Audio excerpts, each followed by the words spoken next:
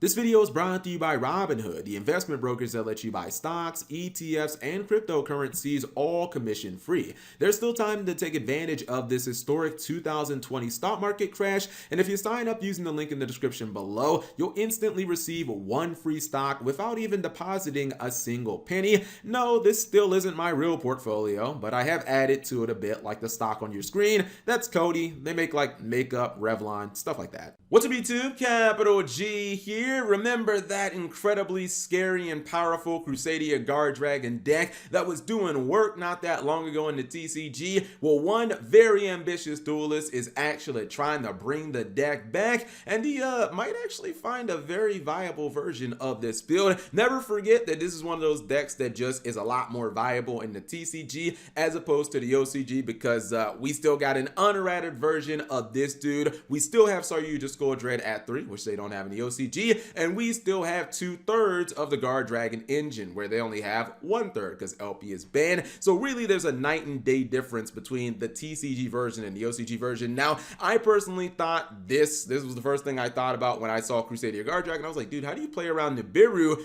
But you might be surprised, because obviously the Spectre of Nibiru is gonna hover over this duel. Maybe he's found a way. We're about to find out. And anyways, if you guys do like duels like this, do me a favor and just hit that thumbs up. It only takes a second, and it lets me know that you're enjoying the video, and it also helps out with the YouTube algorithm and helps the channel grow. Anyways, let's see if he has found that secret spicy ability to play around Nibiru. My guess is probably not, and we know that Crusadia Guard Dragons, they're just going to use 5 summons. Pretty much, it is just a fact of life. Now, the thing about this is, while he did get Nibiru'd and loses basically everything, the very, very important factor to know is that he got his Black Metal Dragon in the graveyard. Black Metal Dragon will trigger, and that could change this entire duel. So, Nibiru and token hit the field, but he is going to be able to search out the Red Eyes Metal Darkness Dragon. This is good because, like, this deck doesn't specifically have to resolve LP to summon this. You can obviously search it from the Black Metal Dragon. So that's very important if you get Nibiru'd. Now, if he has an extender, as he does, he can just continue on comboing the Black Metal Dragon, by the way. Not a hard once per turn, so you actually just keep on searching and searching and searching. You can pull not just this big boy from your deck, but you can actually pull disruptions as well. So even worse comes to worse, you get hit by a Dark Ruler no more. Unlike every other deck like Adamanticators, which it's basically just caught with its pants down and it has no disruptions, you at least get a trap card that can interact with your opponents. That's another reason why this build is might be low-key viable. The Black Metal Dragon not being a hard once per turn, just like its big brother, or I don't know, maybe even daddy, it kind of makes it so you get some very powerful things. He's going to summon Gizmek. I'm not sure why. His opponent is going to go ahead and drop that Dragoon of Red Eyes. I mean, you can play Red Eyes in this deck straight up, so why not play the Red Eyes Dark Dragoon engine? He's actually going to end up having both of his monsters destroyed. Dude, Red Eyes Dragoon is just such a ridiculous card. Anyone who ever thought that this card like ain't a problem, I don't know what the heck you looking at. Nibiru gone. And actually, you know what? See, he did ultimately get the copy of Dark Ruler no more, except he still has that disruption. He still has the Red Eyes Fang with Chain that he can use to take one of his opponent's monsters. So it's another benefit. Now, it doesn't really matter because the opponent doesn't have anything, and he's not going to be able to break this board even if he, like, I guess, had combo pieces. But, you know, there could have been a small chance that he would have been able to combo, but that's when you just use the Red Eyes Fang with Chain, take your opponent's monster and say nope. And I think this is actually like pretty viable. I think if you do want to run these Guard Dragon builds, you probably need to be running, since we're getting Red Eyes Dark Dragoon, I feel like you probably need to be running Red Eyes or Black Metal Dragon for the Red Eyes Fang with Chain. Anyway, second duel is going to be him going second, and he's dueling against what is soon to become the TCG's most popular engine, the Numeron engine, because, hey, 1 card S0s plus 1 card draw 4. Pretty fun stuff, right? You get to draw 4 cards, you also get an S0, and that definitely is no fun for the opponents. However, these Crusadia decks historically have been known to run Kaijus, whether you're going first or second, instead of hand traps. And Kaijus they're not super effective against the Yatopic Zexal because you still don't get the play into Yu-Gi-Oh! However, depending on the specific build in which your opponent is playing it, it could actually work out. So he's going to Kaiju the S0.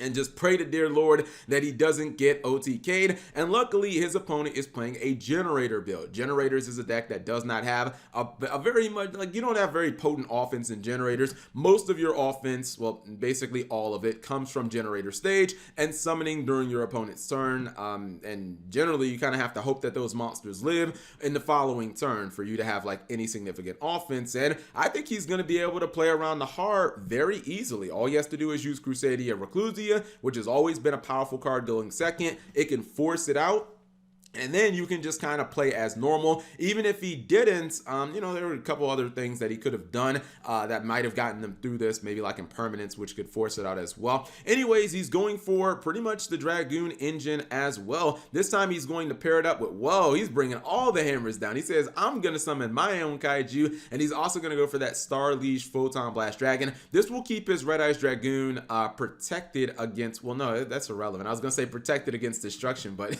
it already has that effect, so who even cares? He's gonna blow up some cards on the field, and actually no, this is just a GG.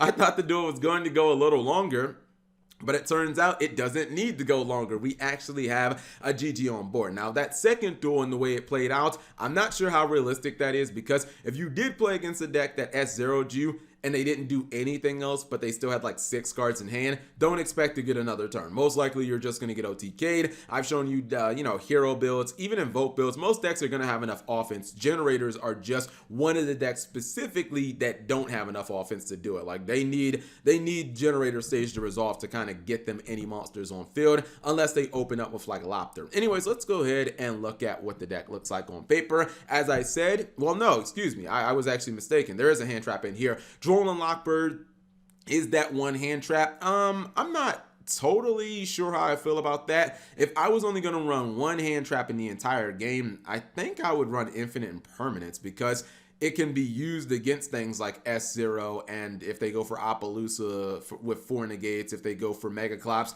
Infinite Impermanence can take out like all of those big boss monsters, and it's arguably just as good at stopping basically everything across the board. But regardless, you guys can see just about any Crusadia deck is going to run 12 Crusadia monsters, because you need to be able to get to these dudes, and you know, 2 cards is kind of like a Crusadia engine. Draco only at 1 though, very interesting. But you see the rest of them ran in multiples. You have the Kaiju package, which not just good at going second, but actually I guess you could swap this out for Gameciel, because in the original Crusadia Guard Dragon build, you would see them play the Kyoto Waterfront, and they would actually summon Gameciel off of Saryuja, and that would just be double this. It would be like double negate, plus it banishes, which is like the best type of negation. You also see other cards in here like Dark Arm Dragon, which is pretty spicy. You can use Dark Arm Dragon and actually Red Eyes to go into the Exceed version of Red Eyes, and when you have Red Eyes Flare Metal Dragon plus this guy, the Star Liege Photon Blast, it's actually pretty powerful. Your high level monsters get protection, and usually this card turn 1 it can just like burn your opponent. But yeah, definitely a spicier build of you know, guard dragons, and good to see players are still interested in them and trying to bring this deck back. Anyways, if you guys are interested in the deck, of course it will be in the description below. Thank you guys for watching. As always, subscribe if you have not already, and turn on that notification bell for daily videos.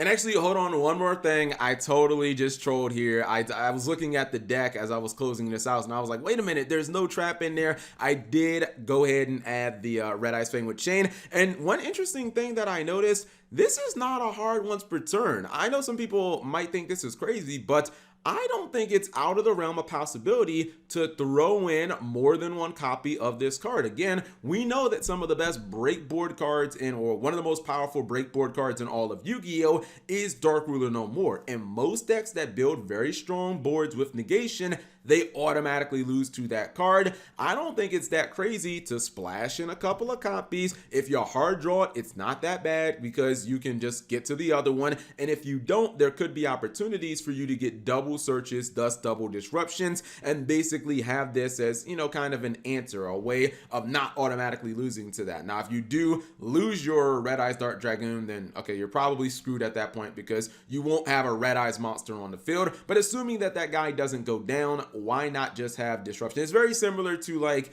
the Phantom Knights and Bardiche back when like Bard was a big thing. You could obviously, you play like 2 copies of the Phantom Knights of Fallblade. If you hard drew one, it wasn't really the end of the world. You could just search other things, but if you didn't, you could get 2 of them in the process of your combo. So just some food for thought.